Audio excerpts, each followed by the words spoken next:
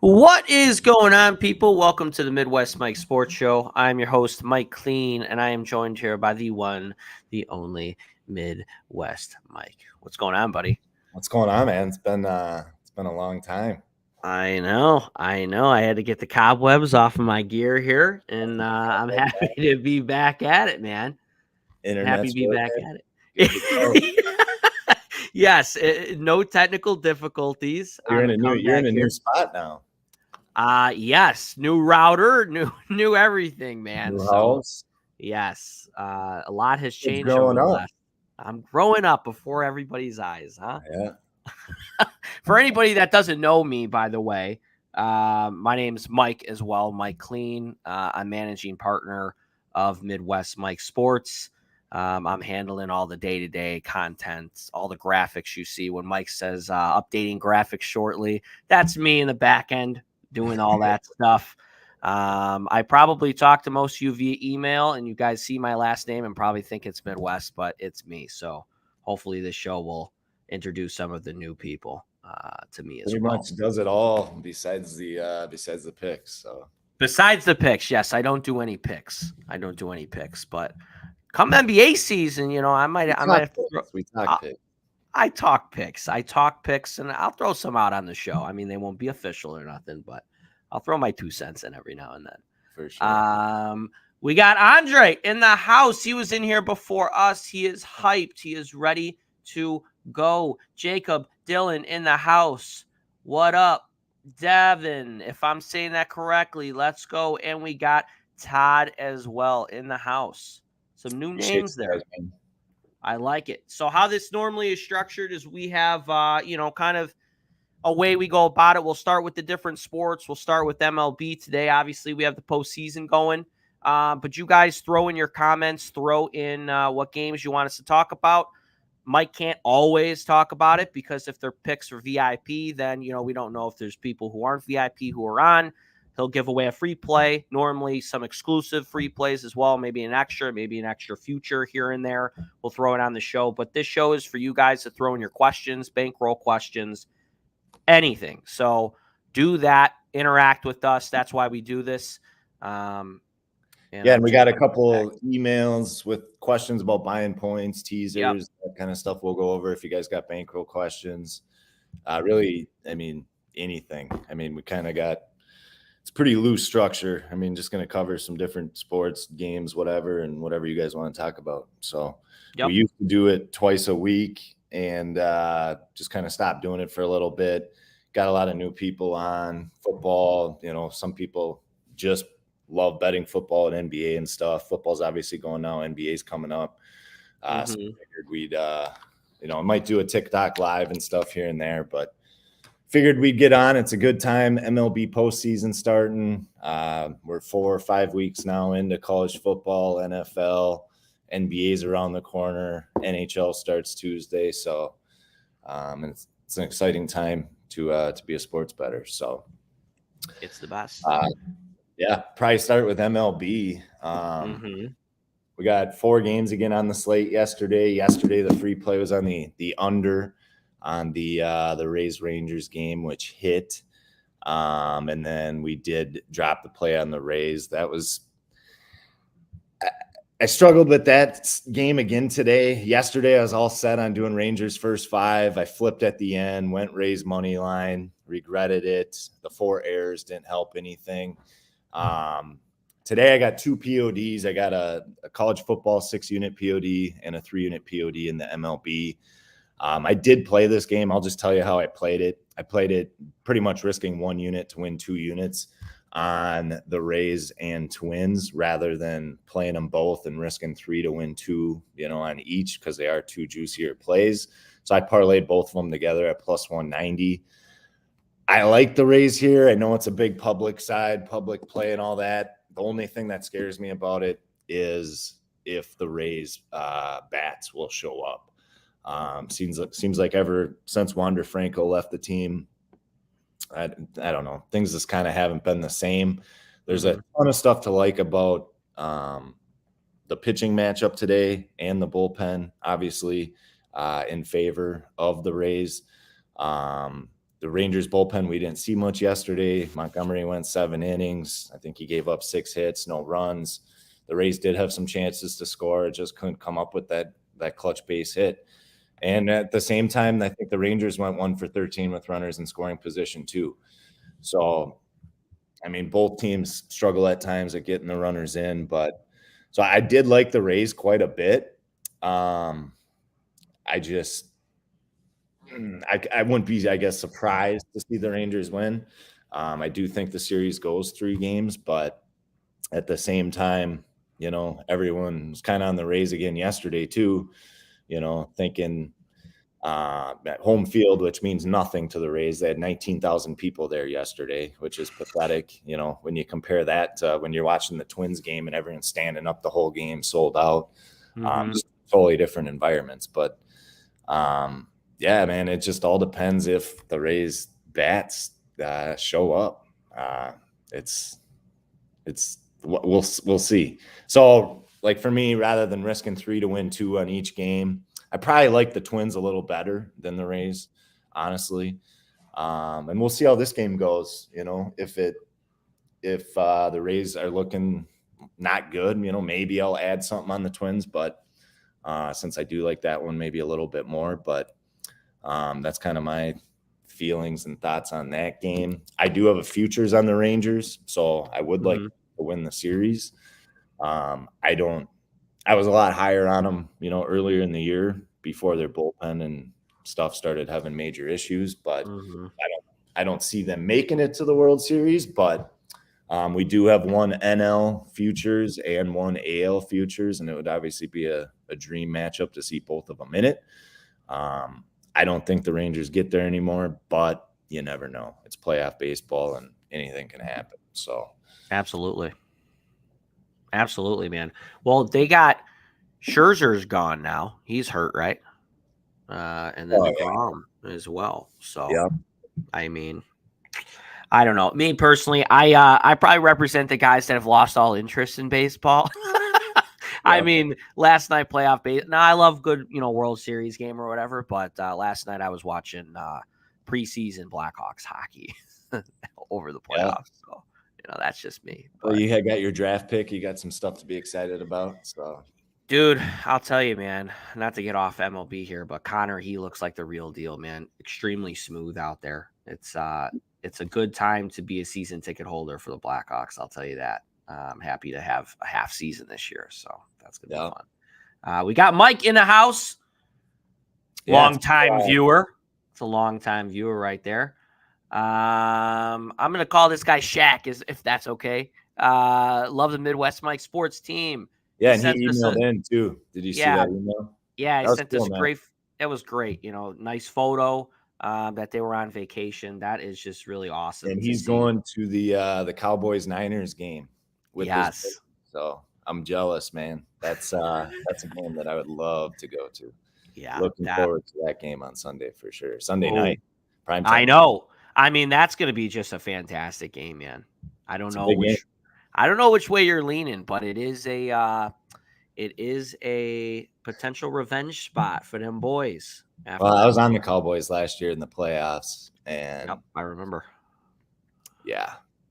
Dak lost that game. Yeah. Ample opportunity. The defense did its job. What was the final score on that? It was low. Wasn't it like 13-7 or some shit like that? I don't remember nothing. I know, but yeah, that was a tough one. It was. I don't know. I'm leaning a certain way there already. Zach, longtime viewer. A man we went to the Timberwolves game. He's from Minnesota. Yep. He's given picks out on this show a few times. We might bring that back as well. Andre, got a question about Chalkboard. Would like a community chat. The reason we don't do that is just because there's douchebags that would be commenting and posting plays and all that stuff. So that's the reason for that. We've actually talked with people at Chalkboard about having just like a VIP chat. The only problem with that is, somebody signs up for a week, it's monitoring it and removing people every day when they're, if they don't renew their subscription, and it'd be a lot of work to manage that. But always looking at different stuff here down the road. And I agree. Something like that would be awesome. It's just, unfortunately, with just the space we're in, there's just a lot of douchebags that do douchey things. So leave it at that. To leave it at that. The closest we ever got to that would potentially be yearly clients, just because they are on for 365, and it's easy to communicate just like We're one doing, single maybe sector. monthly plus. That would be a little easier to manage than throwing weekly, and It would, and you guys would be surprised on people use different emails for their accounts and then different emails to sign up for those apps, and it's quite difficult to manage it all. And that's kind of why we like doing these shows too, to interact with you guys and questions and all that stuff. So, and even on Chalkboard, I wish we could do polls. That's why I've kept the Telegram and kept the Chalkboard. Some people prefer Chalkboard, some people prefer Telegram. So we've just kind of kept both of them open. So I know it gets repetitive if you got both of them posting the same shit twice, but that's just how it is right now. Maybe eventually down the line we'll come up with a text messaging service when plays are posted and that kind of stuff. But for right now, I mean, it works, or you can just refresh it before games. You guys kind of, that have been here a while, kind of know the gist of when stuff's posted. A lot of stuff is posted even, a day or days before games, right, or the morning of, and then kind of the last parlays and that kind of stuff, hour or two before games. So, Yep, absolutely. Devin putting in here, this is funny. Yes. You'd be surprised. We get a lot of those comments, and they find ways to send them. DMs, texts. It just doesn't matter. That's the thing, guys, especially with football and a lot of gross plays. When you're taking an underdog, you can't expect them to be up 21-0 in the first quarter. Expect them to be down. It's just that's how a lot of those games are, and it's all about just covering the final number. Doesn't matter if they're down 14-0 in the first quarter, the game ain't over. Yep. It's just a matter of covering the final number, and that's all that matters. Unless we're doing a first quarter bet or a first half bet, it's not over until it's over. So absolutely. Nick throwing in here thoughts on the D-backs. Well, you guys can read it. Yeah, I mean, I'll give away an extra play on the show. This is actually my POD. So if you're on here, you'll get it. It's 3-unit play. It's on the Brewers money line. I know I was on the Brewers yesterday. I know there was some sharp action on the D-backs and stuff yesterday. I'm just not personally high on the D-backs or their bullpen. It's a big spot for the Brewers. I think there's a reason the Brewers are favored -130 today. A lot of people see Zach Gallen and see the plus sign and be instantly attracted to that. Mm-hmm. But if you've been on VIP, I have not. I guess I haven't. I've been kind of a Zach Gallen hater, especially more on when he starts on the road. I think and a lot of people won't agree with this, but I think he's kind of overrated. When you look at the teams that they've beat with him and you look at the teams that he's lost against, he has beat mainly all shit teams. He's very good against shit teams. And it's better. It's easier for pitchers like him with high strikeout rates and that kind of stuff to pitch themselves out of jams. And shitty teams, what are they shitty at? They're shitty when they do get walks and get, a base hit here and there and get runners on. They're shitty at bringing them home. Good teams aren't, and they capitalize off that kind of stuff. So I'll kind of go over the write-up here. But first of all, Peralta skipped his last start. Well, first of all, I'll start with this. The Brewers have not lost back-to-back home games since July 5th. They're 17-6 in their last 23 home games, so they've been a very good home team. Have not lost back-to-back home games since July 4th, July 5th. Peralta skipped his last start to get ready for this. The D-backs didn't have that luxury because they needed to play everybody, him and Kelly and everybody, to get to the postseason. So the Brewers had, clinched the division. They're able to kind of let off the gas, make some moves like that, decided to rest them. Peralta's 3-0 with a .55 ERA and 4 career starts versus Arizona. So my whole thinking, and Gallon is 3-3, 4.17 ERA in September. He's got a 4.42 ERA on the road, 2.47 at home. 3.47 ERA overall. His expected ERA is 4.16. His expected FIP 4.26. Peralta has a 3.86 ERA with an expected ERA of 3.33. So Peralta's expected ERA is actually about a full run lower than Gallon. So he has beat the Brewers twice this year. But one advantage the Brewers have is they're facing him for the third time this season, and the D-backs haven't faced Peralta. There's only a few of their hitters who have even faced him, and they're all very minimal at bats. So they haven't faced him this year. 95% of their guys haven't faced him at all. So they kind of have an advantage there facing a pitcher for the third time versus never seeing somebody before. But here's who Zach Gallen has beat when he's got a W, which he's got a lot more W's at home than he does on the road, first of all. I don't have his exact road win-loss, home win-loss, but it's quite flip-flopped. But here's who he's pitched against and has wins against. And some of these teams he's beat multiple times, like the Padres, the Marlins, but the Brewers. Padres, Brewers, Marlins, Royals, Giants, Rockies, Tigers, Guardians, Pirates, Cubs, Yankees, Rays, and Rangers. So Rays and Rangers are only really the kind of – I don't consider the Marlins a good team. I don't even honestly consider the Brewers that good of a team. So as far as those impressive ones to me, I'd say the Rays and Rangers. And the Rangers also beat them too. So he pretty much – what I'm saying is he dominates shit teams. Now here's the teams he's lost to. Dodgers, Astros, Braves, Orioles, Jays, Twins, Cardinals, Phillies. All those teams are in the playoffs besides the Cardinals. So he struggles versus good teams. Yep. And I'm not saying the Brewers are a good team, and most of those teams are good hitting teams. I wouldn't even consider the Brewers a good hitting team. For me, this is more about the spot. Both teams just deployed 9 relievers, I think, last night. They just emptied their bullpens. So I see this as kind of a spot where I think I have full confidence in Peralta pitching well tonight. So if Gallen pitches well, great. I still think we got a great shot. But I also think there's a shot that they touch him up for a couple of runs. And even if they don't, I expect Peralta to pitch well. Gallen's over-under for pitching outs is 16.5, minus 105. So they're not even expecting him to go 6 innings. The Brewers still have an advantage later on. And if the Brewers are up at all, I think the D-backs went all in to win yesterday. So I see the Brewers going all in to win today.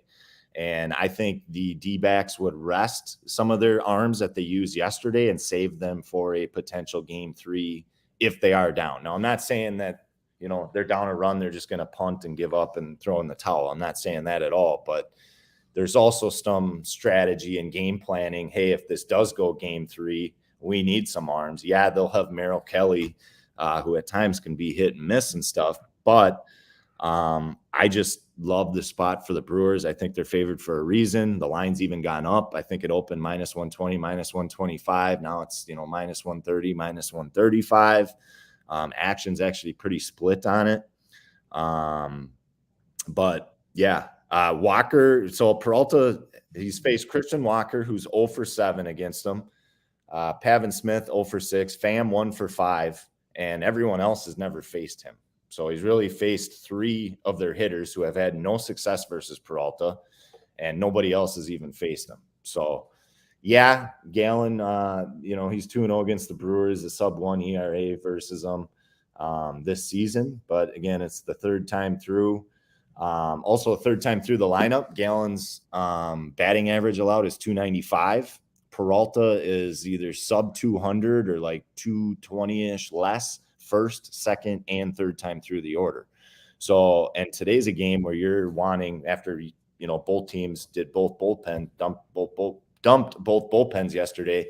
Each team's wanting their starter to go kind of as long as they can, and they might even push Gallen to even go a little bit further than they maybe even want to, just to conserve that bullpen, for a potential game 3. So, I like the Brewers here. I haven't I just think Gallen's great at home versus shit teams. He dominates them. He can pitch out of jams. He gets in jams a lot, but he can pitch out of them versus shit teams.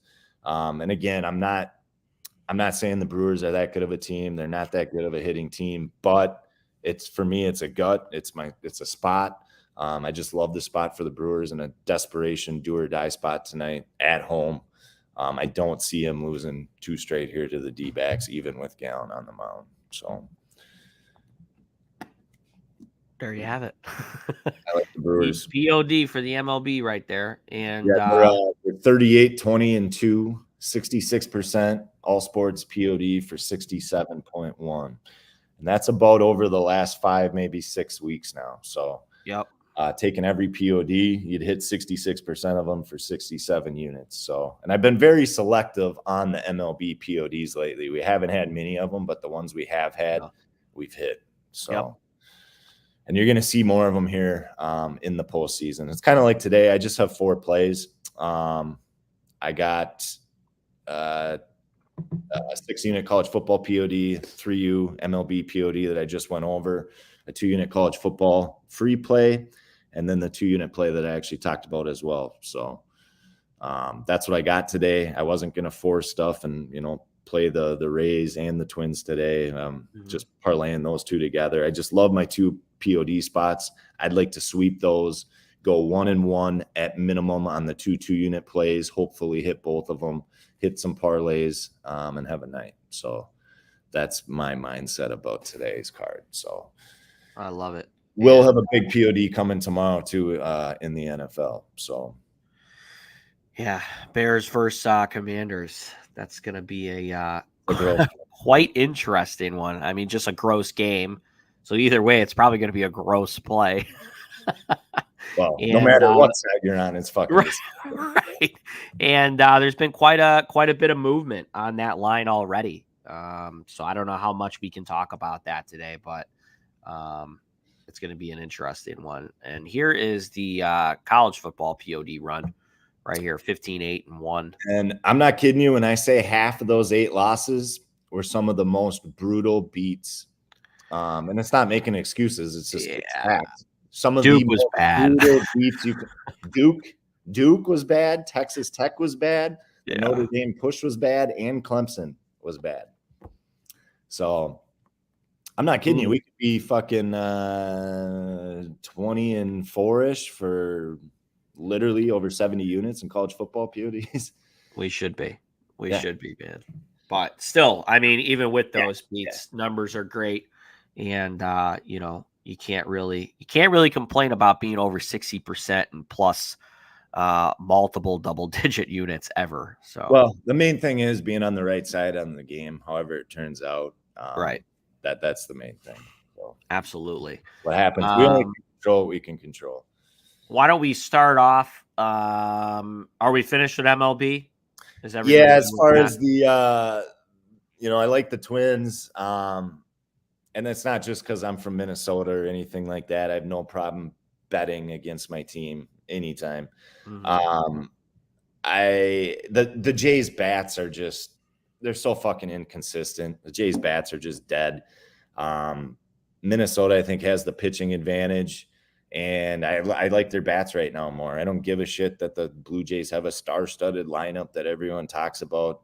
They ain't doing nothing for me. And maybe the recent memory of them playing them versus the Yankees, is ingrained into my head here. But they showed it yesterday. They couldn't do shit at the plate. They're inconsistent. They're not there. And I don't even think the Twins are a good team. The Twins they're a fraudulent playoff team. Sure. Kind of like the Marlins, but I just have no faith in Toronto's bats right now to fucking do anything. And Sonny Gray, I don't know if some of you were on, this was a while back this summer, but when we had the Braves as a POD, I think it was on a Monday night versus the Twins versus Gray. And I think it was Azuna or Acuna who came up with the home 2-run shot or something in the 8th or 9th inning to get us the cover. We were on the Braves. Oh, yeah. Dude, that was in the 9th, man. Gray pitched really well. I was kind of talking shit about him. He pitched really well that game. He held the Braves to just a few runs. And ever since then, I've been a little higher on him. he's solid. I mean, I always ripped on the Twins bats. They've had the pitching all season long. I've kind of ripped on the Twins bats, but the bats have come alive lately. So they have the pitching. Lopez did a hell of a job yesterday. Gray should pitch well today. And bottom line, I trust their bats more. They got momentum. They're at home. It's a sold out crowd. They're fucking standing the entire game. They haven't seen a playoff win in 10 years. We snapped our 18-game postseason losing streak. Thank God we're not playing the Yankees or we'd be fucked. And they got a ton of momentum right now. Everyone's excited about it. And honestly, when I saw them playing the Jays, I'm like, this is the perfect matchup for the Minnesota Twins. Like I should have done a futures bet on them to win the series because it was just a perfect matchup. I mean, I think the Twins are 9-3 in their last 12 games. The Jays are 2-5 in their last 7. Both teams just coming in. One's coming in hot. One's coming in cold. The Twins won the division. They could have let their foot off the gas, and they're still 9-3, in their last 12 games. So they're just playing better ball right now.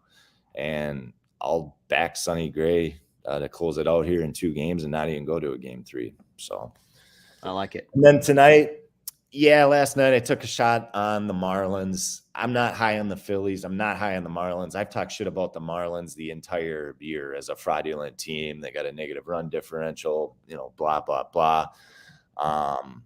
The bats just couldn't do anything. They had a shot, I think, in the 7th inning. They had runners on 2nd and 3rd. It was a 3-1 game. Basic could have tied it. Again, they couldn't come up with a key hit. Luzardo didn't pitch as well as I was hoping he would. He left the game early. Still pitched decent enough to keep him in it. Gave up 3, but the Marlins just couldn't come through. This game I'm completely staying away from. Maybe look at Marlins first 5, maybe Marlins plus 1.5. I mean, the Phillies will win the series. I don't know. It might go 3 games. I don't know. So I'm just kind of staying away from this one. But whoever wins, on this side is going to have a tough time. I mean, the 2 winners, one plays the Dodgers, one plays the Braves. I think we see Braves and Dodgers duke it out to go to the World Series, which would be a great series, and I hope we see it because it would be awesome. So it would. Absolutely, man. Yeah, that'd be marquee. The AL's a little more up in the air about who's going to make it, I think, but it should be the Dodgers or Braves in the NL for sure. Both teams are amazing, so it'd be great to see them facing off. So we got football for the next 50 days straight. So why don't we start off college with going over the free play? I don't know if you have. I'm sure you got something on that, but this is what we posted up video wise. There it is. In case you guys haven't seen it, Mikey, take it away. Yeah, on the over 52. This is a little interesting. I mean, 90% of tickets and money have been on the under. It opened at 51.5. It's actually ticked up a half unit. The market's pretty high on Jacksonville State. It's pretty low on Middle Tennessee State. Middle Tennessee State, though, has played a lot better competition. They've played Alabama. They played Missouri. They played Colorado State. And then whoever they played last week. But Jacksonville State has had a pretty easy schedule. I think we see some turnovers tonight that could lead to some short fields and lead to quick points. Middle Tennessee State's got a pretty good run defense. Jacksonville State likes to run the ball a lot. So there's chances of fumbles there. They could also stop the run and force Jacksonville State to pass the ball. Could see, an interception there, that kind of thing. People are also high on Jacksonville State secondary, but again, they haven't really played anybody. Middle Tennessee State passes the ball. I mean, Jacksonville State runs the ball 66% of the time. Middle Tennessee State passes the ball close to 60% of the time. So they're 2 very different teams. I think Middle Tennessee State will have success passing the ball as well. So it's a pretty low total. 52, we don't need a ton of scoring here to get there. And I think this is kind of one of those games. You have a turnover or 2 that creates a short field, and you could see 60 points here. So everyone's models have this at 43 points, 44 points. Everyone's on the under. It happens to be a good public fade spot too. And I think it's kind of interesting that literally, I'm not even kidding, 90% of tickets and money are on the under, opened at 51.5, and now it's up to 52. It's actually reversed a half point, and nobody is on the over at all. Everybody is on the under. So I think the market's just a little bit off on both these teams. You look at Middle Tennessee State, they've had some problems turning over the ball. Their last couple of games are a little bit closer. They've had some turnovers, that kind of stuff.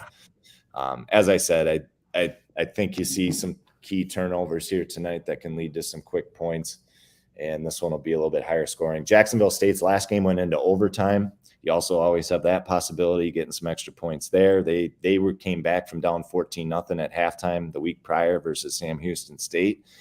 They were down 21-7, I think, at half, and came back and then pushed it into overtime and then won by a touchdown. So it's a 2-unit play. We're 3-0 on free play since Saturday for 7 units. So let's get another one here today and cash it. There's a couple college football games on the board tonight. I do have a POD on one of the sides on one of the 2 games, and that's a 6-unit college football POD. So not much college football today, but we got more tomorrow, Friday, big slate Saturday, and then NFL Sunday, Monday, and then college again starts Tuesday. So we literally, like he said, have football for the next 50 days straight here. So I love it. Good. I love it, man. We got Jimmy in the house. What up, Jimmy? Good to see you in here, buddy. Hunt, good to see you in here. Welcome. Devin's got a cool question here. How you guys act during these big plays? Mike, go first. I mean, I'm pretty chill. I mean, like that Duke game. I mean, I was standing up watching the shit at the end, pacing, drinking a fucking Red Bull at 10 o'clock at night, 11 o'clock at night, whatever it was. But I get off on making you guys money. Like, so when that shit happens, yeah, it fucking sucks, but like it sucks 10 times worse for me because I know what you guys are feeling the same shit. You know what I mean? And we win together and we lose together, and just got like that game more so, I guess, pissed me off just because the Texas Tech shit happened a few weeks ago. And then the weekend prior, before this Duke game, we had 2 of them on the same day, and that was the Saturday prior, and that was Clemson, the field goal bullshit, and then Notre Dame later on that night. So Saturday was supposed to be the big bounce back Saturday.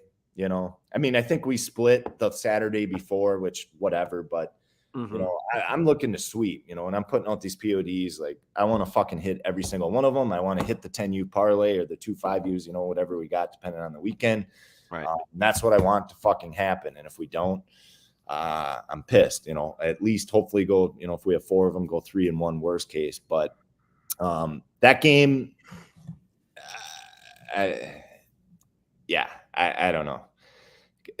We would have swept, I was very selective this past Saturday, and it all came down to that Duke game. I mean, we're talking both 5U parlays. It's -2 unit day, or it's a plus 25, 27 unit day. You know what I mean? All riding on that game. Yeah. That was the right side. So that game, I got a little fucking pissed off, but it was a big swing game. And just to lose it the way we did. I mean, they're literally running the ball one last time to set up a field goal. And then you give up. So first of all, you convert the 4th and 16 on a QB fucking run. Disgusting. That happens. Then they're running the ball just to chew some more clock, call a timeout, kick the field goal, and attempt to win the game. And they hand off the ball, and then you let them score a touchdown. So both those things had to happen. And then now they have to get the 2-point conversion, or we still cash, and then they get the 2-point conversion. And it was 2 straight weeks with Notre Dame games. The week prior, they were missing a guy on the field the last 2 plays. They got the touchdown, they review it, then add the second, so the extra point occurred. We pushed that one, but still. Just weird, disgusting fucking beats. I can't stand Notre Dame, dude. Every year. They can't do nothing in bowl games. I can't stand them. I hate the Oh, hype. and on top of that, Duke missed 2 chip shot field goals in the first half. Like, I'm talking like 25-yarders, man. So it's just all that shit had to happen. And that was a massive game for the Duke program. Oh, huge. They were undefeated. Yep. And that was like one of their best starts in program. And there's not many years we're all here sitting here talking about Duke football. I mean, basketball, yeah, but not football. So brutal, man. Brutal. But Devin, to answer your question, for me, I've evolved over the years. I used to be a wild man watching these games, and I don't get really wild until like the end of it. Like if I hit a big one, like sure, but I'm a lot more calm now these days, man. I just sit there and watch. I mean, I got buddies that I'll watch games with, and they're pacing in the bar, the sports books, they're throwing their tickets in the air. I mean, I'm just sitting there like, let it play out, man. I've seen some wild ass shit. I mean, look at that Duke one, man. I mean, we're sitting here kind of, being super positive, almost celebrating. And then it's all right. We got this, man. Halftime, I posted, hey, let's just have a fucking second half. We're not out of it. We should be up. Let's fucking get it. And then, the soul just gets stripped from our bodies in the final couple minutes there. So I try to stay even keel because I feel like that's just the way to do it. Celebrate when it's over. But I do understand that when money's involved, people are wild. I used to do the same thing, and I still do some spots. But what about you guys? Throw it in there. Throw it in how you guys act during that. That's a hell of a question. I'd love to get all these guys together at some point and it'd be fun just to go out to Vegas sometime and whoever can come just on a football weekend or something and watch the fucking PODs and have some fun. 100%, man. 100%. Hunt wants to spend a day with you. Well, we'll set up a Vegas trip here sometime. So absolutely. Hunt, there's two plays of the day. One posted for college football, 6U, and then the 3 unit Mike gave out on the show. I don't know if you want to repeat that, Mike, but Brewers money line. I'm not going to get into it. You can, after the show's over, you can watch it, the explanation and stuff. Yeah, it was towards the beginning of the show. Here is a nice long explanation on it, so you could rewind. Jared, his blood's boiling just thinking about Duke. Yeah, brutal, man. Absolutely brutal. Is there any games that you guys want a little bit of a look on NCAA football? Throw it in there. See if Mike's got his 2 cents. I haven't dug into a lot of football yet. I know there's some decent. You know me, I don't typically bet a lot of the smaller schools except on Thursday, Fridays when they're more. There's just 2 games, type of deal. Mm-hmm. I mean, we did have Troy on Saturday, but that was a hell of a look, Mike. Yeah, that was a hell of a look. That was almost going to be another POD, and I was like, I just love those 2 that we had. You know what I mean? And wanted to stick with those, and that's why I parlayed that over in the one and Troy in the other one, and Duke. We would have hit both parlays, and yeah. Mm-hmm. But there's some big games. Cal, Oregon State. Well, that's not big, but that's one. That's a late night one. You got Texas Tech, Baylor. You got Notre Dame, Louisville, and Notre Dame always gets these 6:30 p.m. primetime spots. Oh yeah, of course. Kentucky, Georgia. Colorado, Arizona State's interesting. That opened at 5.5. Now Colorado's down to favored by 4 versus 1-4 ASU. Bama, Texas A&M, and then UCLA. Who do they play? I was looking at that. That's one of the earlier ones. UCLA and Washington State. That's at 2:00. So there is Oklahoma, Texas. The 11, that's probably the good 11 o'clock game. You got LSU, Mizzou. Mm-hmm. So those are kind of the games that I'm looking at for Saturday. It's typically those bigger games like that I personally like to attack. So versus the smaller schools that more wild shit happens, I guess. So there's less variance with the bigger schools with the bigger names and stuff. So sure, man. How about LSU last weekend, man? Up 9, how many minutes left? And they blew it. They ended up losing, yeah. Yeah, we had them in the one other parlay. I know. I had them attached to my personal one, and that was I gut like them. wrenching. The thing I didn't like about it, the other side was the sharp side, but I personally still liked LSU, so that's why I had them in that parlay. So Yeah, absolutely, man. there's spots to go against the public. There's spots to not. I think that's where most people struggle. Just like the Lions Packers play, all the sharps are on the Lions. Monday night, the Eagles Bucks, all the sharps are on the Bucks. Yeah, We were on the Eagles, we were on the Lions. So there's spots to do it. There's spots not to. A lot of people don't really handicap anything, and they just blindly fade the public and just kind of hope for the best. And those are some of our bigger spots where you handicap the game, you like it. Like I haven't even looked at any splits yet for Saturday's games. Me personally, I kind of like to go through them, kind of, okay, here's what I kind of like, pull these games aside. Here's what I kind of like on them, dive into them, then kind of look at the splits and then kind of, okay. And then line movement and that kind of stuff and start to pick it apart, from there. Because sometimes there's times, that's why I don't like looking at the splits and shit before that, where I kind of like to see where I'm at. Because sometimes you do think like the public, and then you start digging into it. It's like, oh yeah, now I can see why the pub. You know what I mean? Like, right. And then those can sometimes turn into to bigger spots. So, well, I forget where I saw it, but I saw it yesterday that the public's doing quite well in the NFL this year. Week 3 was a big week for them. That's the Broncos week. That was our bad. Those are only, we've had 4, we've been double digits every week. One of them was double digits down. The other 3 were double digits up. So, got that right here. Plus about 25 units on the year so far.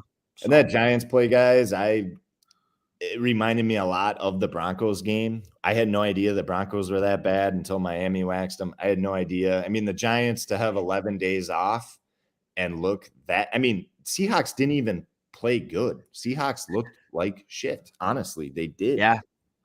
Giants were in it the whole time. And I firmly believe that if Jones doesn't throw that pick 6 and they make it a 14-10 game there, it just feels like a game the Giants come back and win and cover and all that stuff. So legit 11 sacks, even with some backup linemen, that's just fucking downright pathetic. And to be on 3 primetime games in your first 4 weeks and look that bad on all 3 of them. Granted, 2 of them you played 2 of the best teams, so I get it, and that's why I like the Giants. Strength of schedule, all that stuff, and they got Miami and Buffalo on deck. They're fucked now. Totally. That's why I was on the Giants big. I love the spot. They had 11 days off. Prime time again. I fucking loved the Giants play on Monday. I fucking loved it. And the way they performed was just fucking pathetic, man. And Daniel Jones is fucking garbage. So now I know. Now we know. Yes. Like what you're getting with the Broncos now. So. Yep. Well, I feel the same way about the Patriots, man. I told you this week, I know you weren't on the game. You had the Cowboys, I think, in a parlay. But I told you, I go, after that Dolphins game, the Patriots are no longer a sharp team, man. I'm just tired of it. I've been on them for 2-3 years thinking they're sharp. And you know what? They're just not. And Dallas showed. They just smacked them up. Mac Jones can't move the ball, man. They just can't move the ball. Bill Belichick, I don't know what the hell he's doing, but he can only do so much out there, and he just doesn't have the right personnel. Yeah.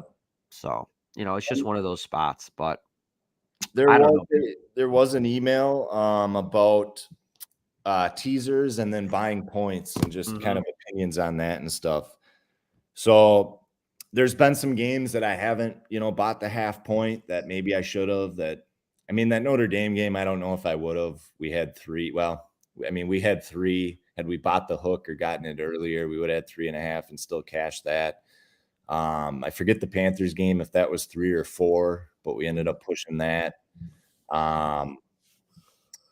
It all depends on the game, how much, how heavy I'm on it and that kind of stuff. If it's a 2-unit play, probably don't buy it, whatever, but on a bigger play, might buy a half. Like, for example, that Bills and Bengals game, I was able to get 2.5, and I love them to win by 3+.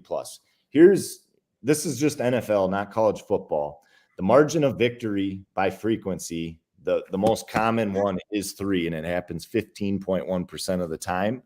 The next number is 7, which happens, and this is from 2000 to 2023. So it's every game. So the number one margin of victory is 3. It's happened 901 times, 15.1%. The next margin of victory is 7, 9.15%. The next margin is 6, 5.93%. The next is 10, 5.71%. The next one is 4, 4.91%. And then 14, 4.88, followed by 1, 2, 8, 5, and that could go on. But tie games, let's see here. Oh, that's, yeah. But so 3, 7, 6, 10, 4 are the top 5 common margin of victories. So, when you see me buying a 0.2.5 or sometimes buying 3 down to 2.5, that's why. And I think we have had an NFL game that I did buy to 2.5 and they won by 3. The Bengals. That was one. There's the Rams. Yep. Smaller one too, I think. But yeah. And the Bengals, they won that game by more than that. It was kind of the garbage touchdown at the end, that big long pass. Was it 4th down that they converted to even get to that? But the most common number is 3. Yeah, there's some games that are decided by 1 and 2, but like them and the Bills, I loved. It's the most common number, 3 points. So it's nice to not have to worry about a push when that happens. Especially on a bigger play, I'm willing to lay the extra 25 cents or, whatever it is to get it. So it just depends. To answer the question, it just depends game by game, case by case basis. But yeah, on some bigger plays, like the Bills game, for example, I think I got 2.5 minus 120. That was just the line. But that Bengals game, it was just, hey, I love the Bengals to win the game. If they win the game, I'm confident with them winning by 3+. We're fucking rolling with it. Let's go. Yep. So that's that. Teasers, you're not supposed to tease, through 0. A lot of people still do it. The reason you want to tease through numbers 3, 6, 7, for example, is just like I said, the most common numbers 3, 7, and 6. Those are the most. So if you add up 15, 9, and 6, so that's 30% of games are decided by 3, 7, and 6. So if you can tease through those numbers, you already got a 30% shot right there, just teasing through those numbers. So the higher number you get, the better odds you have of hitting the game. You know what I mean? Yep. So there are times that I have teased, through it, where you get a -1 and tease it to +6, because then you're teasing the other way, through 3, 4, 6, the other way too. But mainly I do teasers, on dogs to tease up to, from 3 to 10 or, 7 to 14, or taking a 7-point favorite down to a pick 'em, And I personally just mainly do teasers when I don't really do teasers in college football just because the variance is fucking crazy. NFL lines are very sharp as they are. Most of the time when you're teasing a same game teaser, side and total, most of the time you can tease the total either way and hit it because the lines are so sharp. You got a 14-point window, right? Whether you take the under or the over, there's a 14-point window there. So, kind of that Jets game is an example. You tease the over, you hit it. You tease the under, you hit it. So, right. But that's why, the Jets, everyone, that's fucking disgusting. The Jets player or whatever. Well, guys, you look at it we teased them up to 14. You're talking almost 50% of games, are decided, by let's see here, 14 or less. 70% of games are decided by 14 points or less, 69.59 from 2000 to 2023. So games decided by 3% or 3 points or less are 23.26%. 4 or less is 28.17. 7 or less, 46.65. So almost 47% of NFL games are decided by 7 points or less, almost half. So when you're, teasing something up to 14, you got a 70% shot at hitting it just blind from the last 23 years. right. hitting plus 14, no matter who the teams are, what the situation is. 70% of them have hit 14 or less. So when you factor that in, and you like a total or something, so a lot of the teasers I'll do will be kind of like Sundays. We tease the Commanders up, and then what was the Niners down to 7, big favorite down to 7, something like that. Or like the primetime teasers where you're teasing a side and a total. But I have to like the total a lot to do that, or I won't do it. So. Right. I love those primetime teasers. And that under was the right call. We should have hit that parlay on Monday night or Sunday night too with the Jets game. Like you said, if it wasn't for that safety, that under still fucking hits. It still hits. It was just 2 broken plays, bad coverage, and that bad tack and the run that they had. It was those 2 plays that, like, what the hell? The Jets defense doesn't give up those types of plays, and they gave up 2 in the first quarter and back-to-back possessions, I think it was. So yeah, that was just weird shit. You know what I mean? It was. I mean, you touched on it a lot. I think you put something in the Telegram and the chalkboard about people hitting live lines. The shit was 54.5 on the total, and people are, this shit's sailing over, trying to bet out of their under or whatever. The guy who commented, the Chiefs themselves will score 3 more touchdowns because they already got 2 in the first quarter. Guys, right. The game ain't going to continue like that the entire game. The game total is at fucking 21. There's 17 points in the first 5 fucking minutes. Like, if you think that's going to pace, then hammer the over 55.5 because you should be betting on there being 100 points. The live line should be 100. You know what I mean? But it's not. And it's not. Yeah. So, yeah. But that's a common mistake a lot of newer people do is, oh my God, 17 points. It's already 17-0. Just fucking hammer the over. Well, I mean, that leads us back to one of the peak. You should be hammering the under. Right. I mean, that leads us right back to one of the initial questions. How do you act during when you're watching? I mean, if you're I personally know super reactive individuals. I mean, your team will go down 14-0 in the first quarter, few minutes, and it's over, it's done, this sucks. How about the Bears Broncos? We had that one comment. How the hell did you pick that? The over, that over, yeah. That one I didn't get because the over looked good the entire game, in my opinion. I mean, maybe there wasn't 21 points in the first 5 minutes, but I didn't expect that. You know what I mean? Like, yeah, you got to be a little even keel if you're going to start throwing in some live spots there. And Devin throwing in here, this is a good one about live betting. Heavy favorites if they go down early. I'll tell you, if you like the Broncos to beat the Bears last week, I think you could have got them about plus 1,400 when they were, if not more, when they were down. Yeah, 20, there's value on live betting. Some of the games, honestly, it'd be nice just to wait to live bet. Some spots, sometimes you get the spot, sometimes you don't. Yeah, but it's too tough to kind of post that. The lines change every freaking second. You know what I mean? So it's hard to put that in, post it. By the time people see it, log in, I mean, the shit can be gone. So that's why you don't see too many live bets, more, a hedge scenario like I think we did on that Jets-Bills game or whatever. Mm-hmm. But I also, you know what? I like my read. I trust my read. And regardless how the game starts out, I don't care. I continue to trust my read. And just like the Giants game, I text you. I'm like, I still fucking like them, dude. Even though they're at halftime, I still like them. Like I trusted my read. I trusted my gut.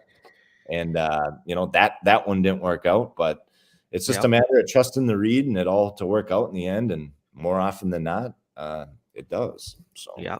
Well, like you said, if Danny Dimes puts that ball in the end zone, it's a different ball game. Yeah, you can't tie down the receiver the entire 5 seconds. And I actually think the receiver might have ran the wrong route. It did seem like the receiver cut in when maybe he should have cut out or something along those. I mean, I don't know. The Giants just seem like they're in shambles. I don't know if they're poorly coached or if the talent's just not there or everybody's just pissed off and acting weird. I don't know. But you got 11 days off, man, and that's how you look on your third primetime game in the first 4 weeks. That's pretty. And you're playing the Seahawks. I mean, they're not They're not a bad football team by any means, but they have given up pretty much 30 points to every opponent, 300 plus. Andy Dalton just laid 350 on them through the air for the Panthers. You're telling me Daniel Jones can't win on primetime at home versus and it was it was just a great buy spot on the Giants, but now we know the Giants are ass. So yeah, it was. Dude, those videos towards the end of the game where it was like a behind the line shot. I don't know if you saw it of Dimes. I mean, Danny Dimes had like literally no time at all. The Seahawks were just running around the linemen like they weren't even there. Like they were just it's not all on him either, but that pick was sure. And that was a big turning point in the game. So absolutely. That was the game right there. So. Absolutely. Tyler, if you're talking about what play is he talking about there? Is he talking about the free play? Yeah, it's a 2-unit play, Tyler. My 2 favorite plays are the 2 PODs. So it's a 2-unit play. So absolutely. All right. Well, we ran about an hour, so these shows will be about 35 minutes on short days to about an hour. So we're about right there. We did want to touch on maybe a little NBA. I don't know if you guys still want to do that or if we should cut it. What are you thinking, Mike?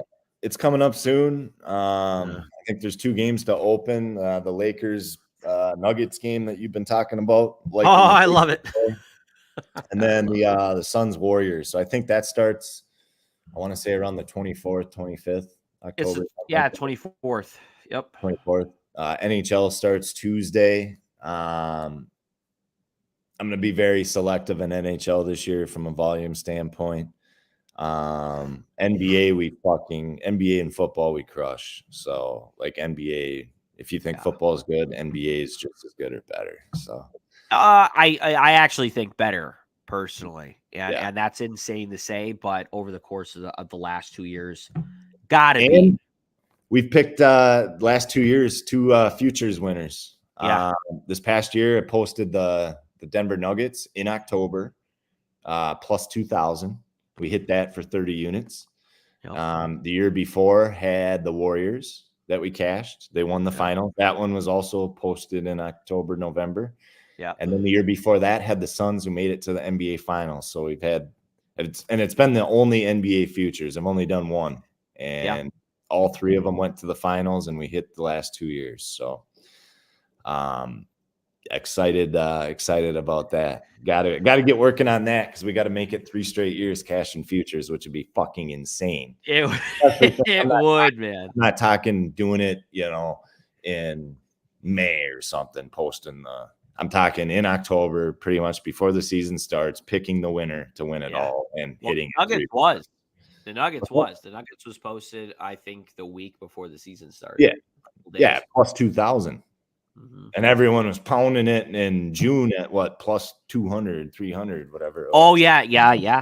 Well, I actually think before this playoff started, and I regret not hitting it for another unit on DraftKings, I think there was still plus 1,100.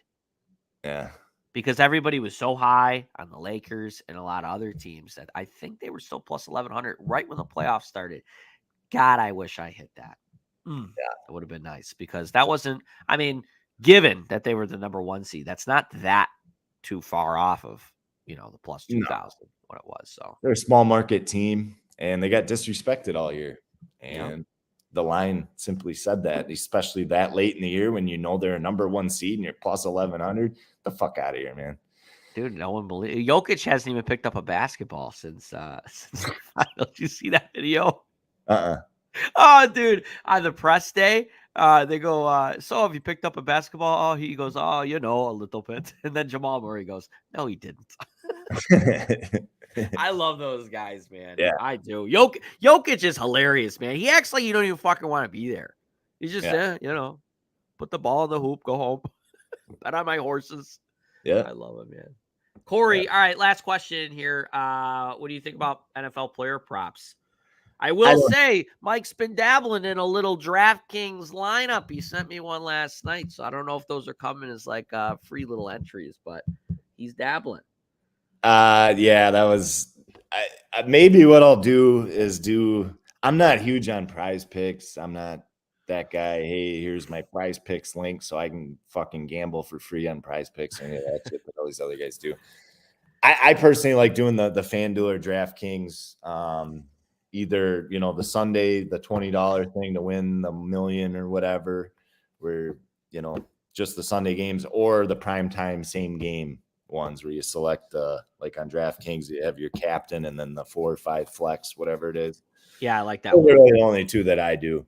I don't really do Prize Picks. Prize Picks I'll just look at from time to time. Like, I thought it was interesting how today Jose Barrios is earned run is 2.5 on Prize Picks, because sometimes shit like that can kind of be telling, like, because they only have 2 pitchers on there and he's one of them and he's listed at 2.5. Right. Where sometimes it can be telling, like, okay, this pitcher is going to get fucking rocked. Right. So I just actually I don't even use Prize Picks. I just fucking mainly use it to look at shit like that to, just right. kind of feel it out. So right. But yeah, I thought that was interesting that his earned runs today is 2.5. Because everyone will be taking the under, because a lot of people like the Jays too. But right. And the Rangers are up 1-0 in the 4th. Is that right? Looks like it. Looks like it, with a man on second here, top of the 4th, no outs. And 6 hits to 2. So, like I said, Garcia has a solo shot home run. Huh. Well, still early, but that's 2-0 now. It's exactly why did not play that as a straight, if their bats show up or not. And like right now, they're not showing up. So, but it's only 2-0. Yep. Well, baseball's wild. It has been all year. Why wouldn't it be today? So, but if you are looking for another something, I do like the Twins. I do like the Twins. So if you want to put a unit or something on that, go for it. But I think they close it out today. I like it. I like it a lot. All right, Mike, you got any closing notes before we sign off here? No, we'll do another show at some point. If you guys ever if you're VIP and have bankroll questions at any time, just send in an email. You don't have to wait for a show or something like that. Just send in an email. We have people that do it all the time. Hey, somebody just sent a message. Hey, my bankroll was this. Now it's this. What do I do? Do I increase the units? Do I withdraw it as profit? And that kind of just depends on what you want to do. Right. Like, say you started at $25 units, you had a $2,500 bankroll. Now you're at $3,500. If you're comfortable and want to stay at $25 units, then you can withdraw the $1,000, take it, or leave it in there and now go up to $35 units. Yep. Kind of the idea behind the whole units and all that stuff is to grow your bankroll and increase your unit size. That's kind of the name of the game. So the bigger your units, the less units you have to make. Like, for example, we finished August up 26 units. $100 better, that's 2,600. $1,000 better, that's 26,000. Last month, September, finished up over 6 units. That Duke game was a 27 unit swing. That was the difference between a 6 unit September and a 34 unit September. Yep. So $100 unit better made 600, $1,000 unit better still made $6,000 on a 6 unit month.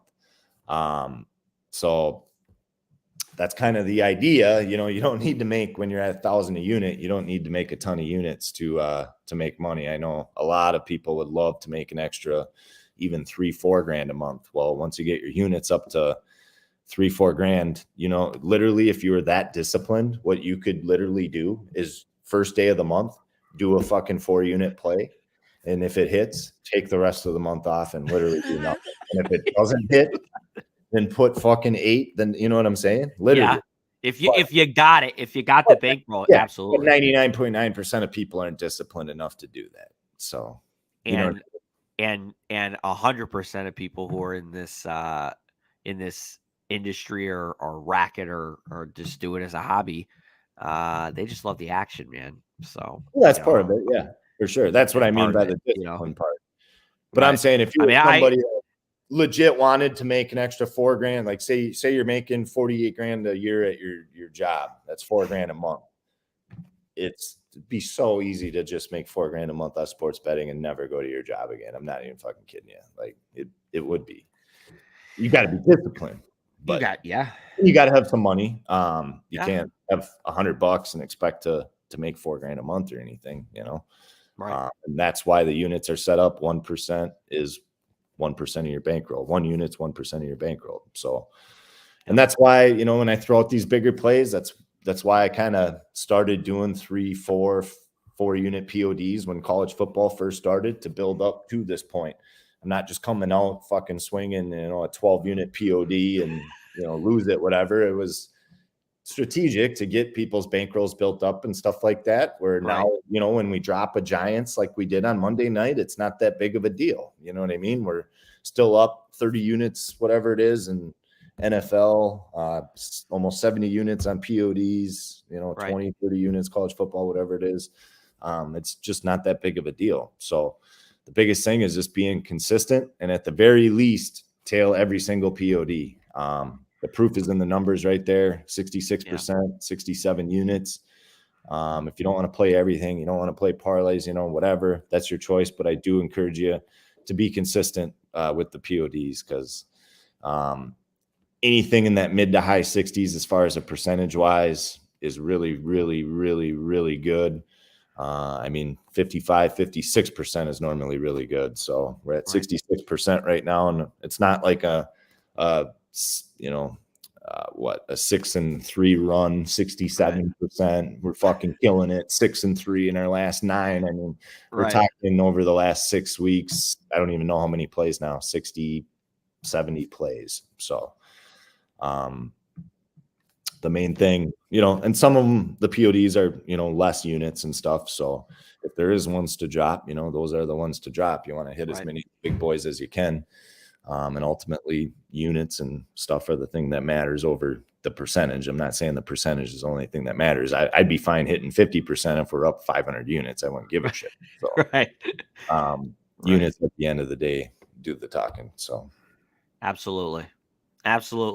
Well, thank you guys so much for watching, tuning in. We're happy to be back. We'll be announcing when the next show is. I don't know if we're going to keep Wednesdays at 2:00 be the time or what we're doing with that, but we will announce when the next one is. Thank you guys so much for tuning in, commenting. You guys make the show what it is. And as always, invest wisely and let's live freely.